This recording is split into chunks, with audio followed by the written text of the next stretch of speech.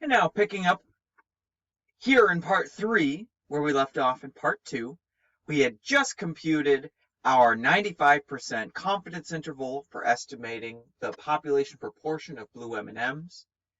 And again, let's go back there. We acquired a standard deviation from our bootstrap distribution of about 0.09. And so to get an estimate with 95% confidence of what the true proportion of blue M&Ms is in all M&Ms, we go up 0.09 twice and down 0.09 twice to give us an interval of 0.02 to 0.38. Now here's, again, this trick about 95% confidence.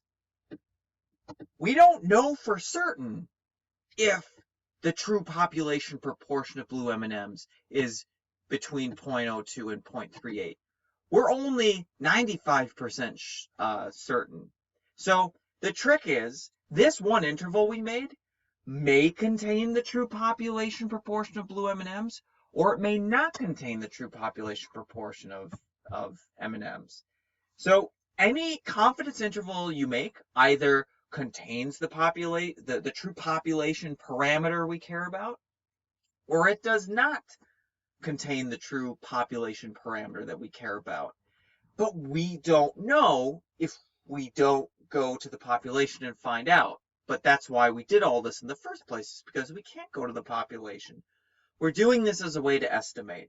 So the point is, this interval is supposed to be a pretty good estimate for where the population proportion might be, but we don't know for certain. We're only 95% certain. Again, it's 95%. It's 95% for two reasons. One is that ideally, if we go up 2 standard errors and down 2 standard errors on this distribution here, it would cover 95% of the data. And I can actually show that on here if it would come up. Good. So not too bad. Okay, what you're seeing here, I just clicked this little two-tail thing. This is telling me here's the middle 95% of the data. Here's the upper 2.5% of data. Here's the lower 2.5% of data. And the middle 95% is about 0.05 to 0.4. And that's pretty close to using the math approach. So anyway, don't want to get too distracted with that at the moment. Illustrating the point that when we go up and down 2 standard errors, it covers about 95% of our bootstrap samples, of 95% of these bootstrap proportions that we acquired.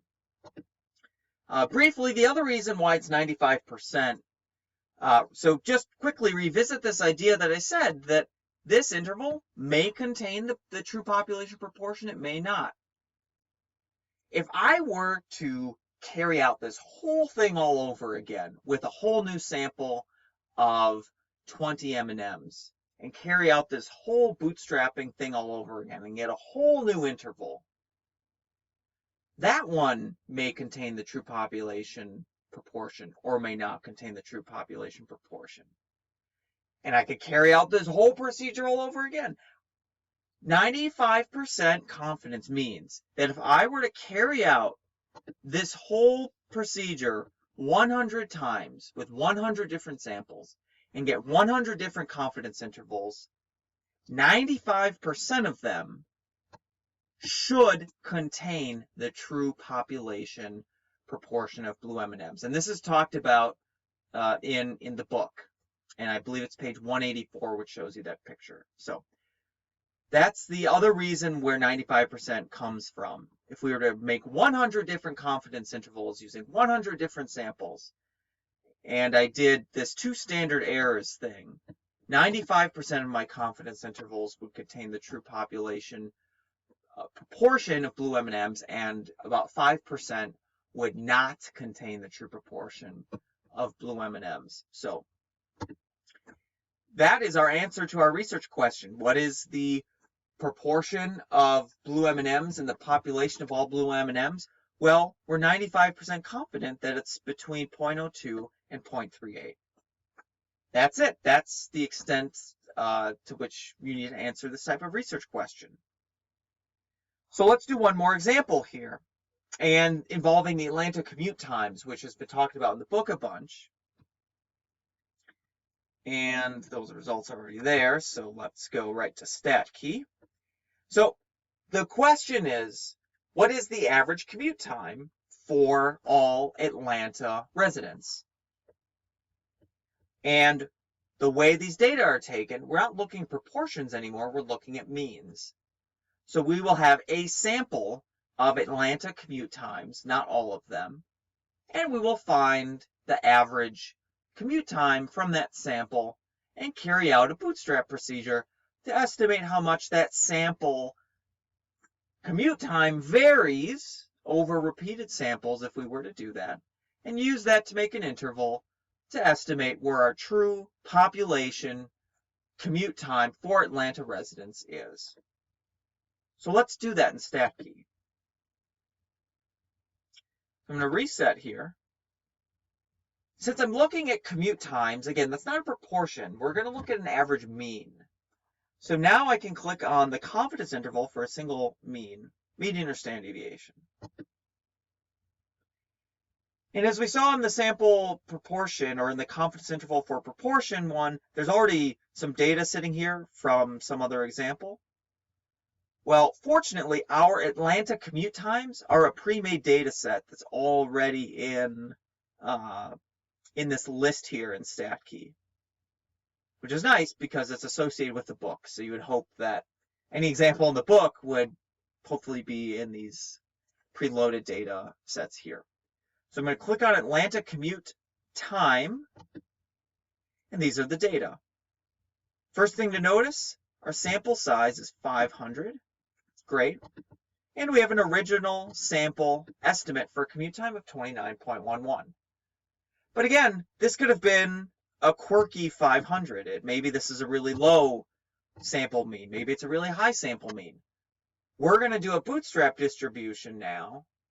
We're going to do bootstrap sampling to find out how much this mean commute time jumps around as a measure for sampling variability, and use that to construct a confidence interval so that we can answer a question: what is the average commute time for all Atlanta commuters in the population?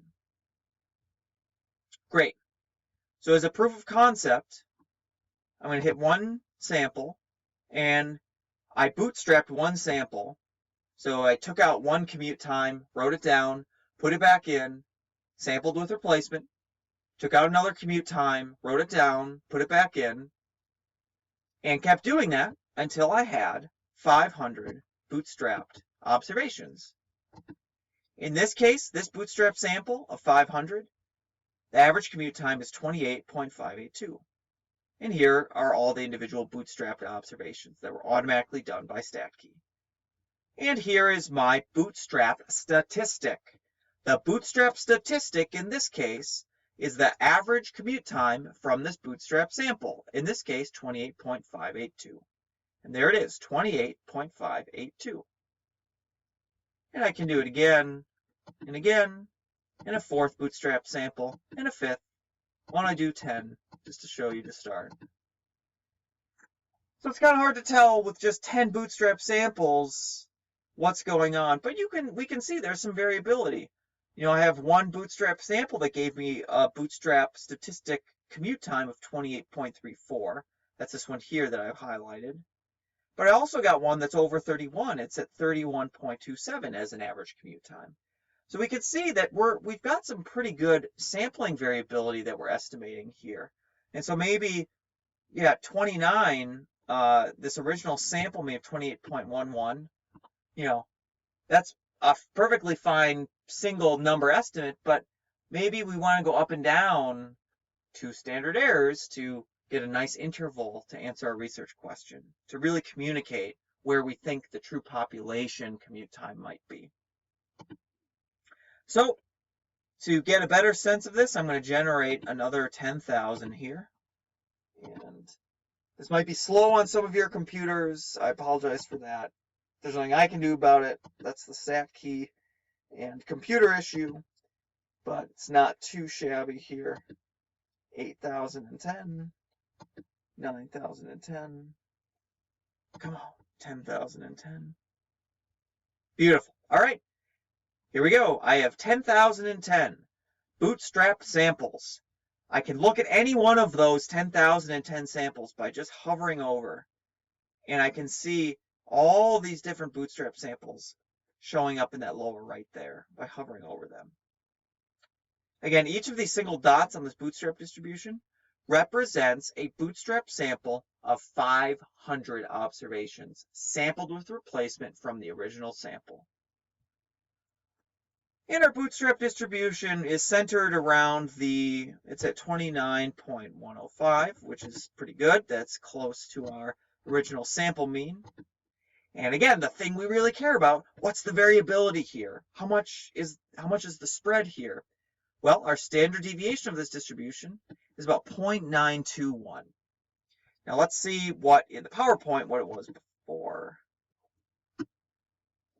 Okay.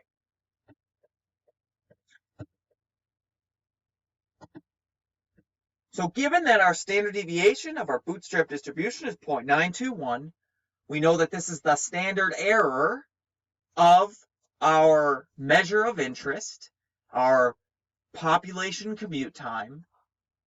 So we use this standard error of 0.921 and say we're going to go up 2 times the standard error, and we're going to go down 2 times the standard error, and we're going to make that our interval to answer the research question. So we start with the original sample mean of 29.11 minutes, and I go up 2 times the standard error and down 2 times the standard error. Now you say this 0.915, that's different than 0.921. Yes, because this is a simulation. The standard deviation might vary just a little bit. It might vary just a little bit between all of you when you do this, depending on a number of factors. That's the nature of a simulation. That's the nature of doing a Bootstrap simulation. There might be just slight variation here because we're estimating things and it's a simulation. But it's about the same.